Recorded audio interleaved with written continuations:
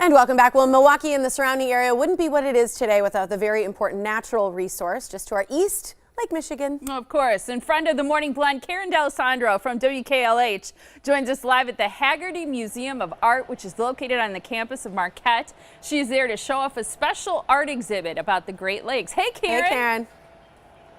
Hi, Molly. Hi, Tiff. Yeah, I'm at the Haggerty Art Museum, and I have to tell you, it's one of the best kept secrets in our city. It really is. They've been here since 1984. They have between 8 and 9 exhibits every year, and we're here to show off Alex Rockman's exhibit called The Great Lakes Cycle. I've got Susan Longhenry standing by. She's the director of the museum. Thanks for being with us, Susan. Hey, Karen. I'm so glad that you're here. Thanks for coming. Oh, this is just beautiful stuff. Yeah, it's visually stunning, isn't it? Tell us about this project. So we are an art museum that believes art is a part of life. We are free. We're open every single day, and we try to do shows that really are meaningful to you as someone who lives in the city of Milwaukee. And this is a great example. We live on the shores of Lake Michigan here. We have the Harbor District doing amazing work. And this is an artist who spent 4 years researching and doing just a stunning body of work about those Great Lakes, about how important they are, and about the role that we play in protecting them. For example, this painting is the first painting he did in this series. And if you look to the left, that's kind of the past. You can read it. And that is how things actually were and how they are supposed to be. That's a glacier.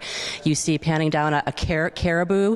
Fish, native species that are supposed to be there, but as you go towards the middle of the painting, this is where people start to intervene. And so you start to see, for example, the fish on top there, the blue one, that's an Atlantic salmon. Those are not native to the Great Lakes, right? Those were put there in order to stock the lake because the trout were being decimated, that population. And you see here fur trading huts, commercial shipping to the right, and then it gets bleaker. It gets a little dystopic in the future as you start to see the impact of shipping, of logging, of all these different things. And I think the lesson here is both the majesty of the Great Lakes and the role that we play if we empathize with them, if we understand that they're living beings, the role that we play in having a good relationship with those lakes. And I don't know if you could tell on camera, but these are magnificent pieces. There are 5 murals in the exhibition is called The Great Lakes Cycle. Alexis Rockman is an artist based in New York who did this body of work.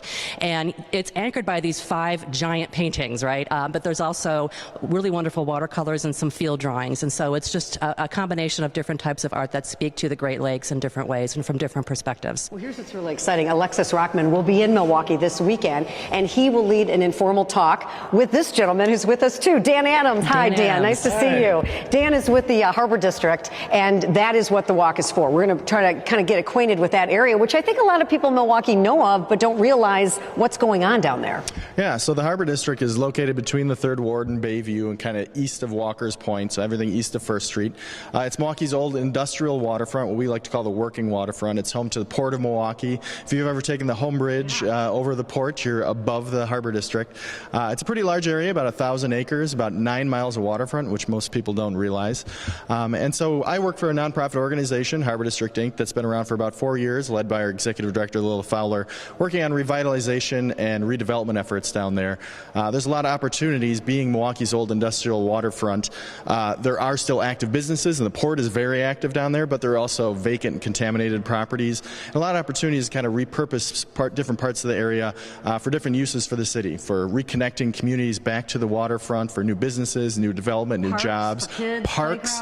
We're actually working on an extension of the downtown Riverwalk that'll come through the Harbor District. We'll call it the Harbor Walk. So a lot going on in the Harbor District right now. There's some big plans down there. When you think about it, if you look at the 3rd Ward and you see where that was 20 years ago and where it is today, you could see that when you drive around that area. You want that to happen because it's so available to us. It is a really, really big and interesting opportunity. So I'm excited to be working there, and we have a lot of great partners helping us make a lot of these projects happen that we're working on. All right, so on the walk that's happening Saturday, talk a little bit about it. It starts at 2 o'clock. So the walk starts at 2 o'clock. It's actually going to be out on Jones Island at Kajoubes Park, the smallest park in the city of Milwaukee, and we think that's a good spot to start because there's a lot of history. The Harbor District is where Milwaukee's 3 rivers come together and flow out into Lake Michigan, so it's where the city of Milwaukee really kind of got its start and started to grow from. So we're going to talk about the history, we're going to talk about the kind of current on-the-ground conditions for the Harbor District, and then talk about the work we're doing and some of the projects coming up and what people can expect in the coming years as the place develops. It's really a great opportunity for you to see. If you live in our community, you want this for our community. It can only be better for us. And it is part of Watermarks Art Project. So Susan, you can speak a little bit to Watermarks. What is that? Yeah, I'd be happy to. So there's a lot of work happening right now with public art having to do with water, and there's a major citywide initiative called Watermarks Watermarks, led by an artist named Mary Miss, and she's doing several things that have to do with markers throughout the city. But what we're really working with at the Haggerty is local artists, community members doing walks around the city and just taking a close look at our community and the role that water plays in it. So what we do is just pair an artist like Alex Rockman with a non-artist such as Dan Adams, an urban planner, a scientist, and they just have a conversation that's really fascinating. Alexis Rockman calls this work, he said it's natural history psychedelia. So it's based in reality, it's scientifically researched, but it's incredibly creative and imaginative. And so you get these two together. I can't wait to see what they say on Saturday. All right, well, make plans 2 o'clock on Saturday to get down to the Harbor District. And if you get a chance, come out here to the Haggerty Museum of Art, because it's a great place. It's open 7 days a week, and it is complimentary admission. So beautiful. It was great seeing all that stuff. Thank you so much, Thanks, Karen. Bye, guys. Great to see you. And that special exhibit, Alexis Rockman, The Great Lakes Cycle, is on view at the Haggerty Museum of Art through Sunday, May 19th. The museum is located on the corner of 13th and Clybourne on Marquette's campus. And the Watermarks Walk, led by artists Alexis Rockman and Dan Adams from the Harbor District, is coming up this Saturday, April 27th at 2 p.m. Meet at Kajoub's Park on Jones Island. It's free, it's open to the public, all ages are welcome, and you can get to Jones Island by Car Ferry Drive or Lincoln Memorial Drive on the south end of the peninsula. Then once you're on Jones Island, follow the signs right to the park. So beautiful. I loved it. Yeah. Great stuff.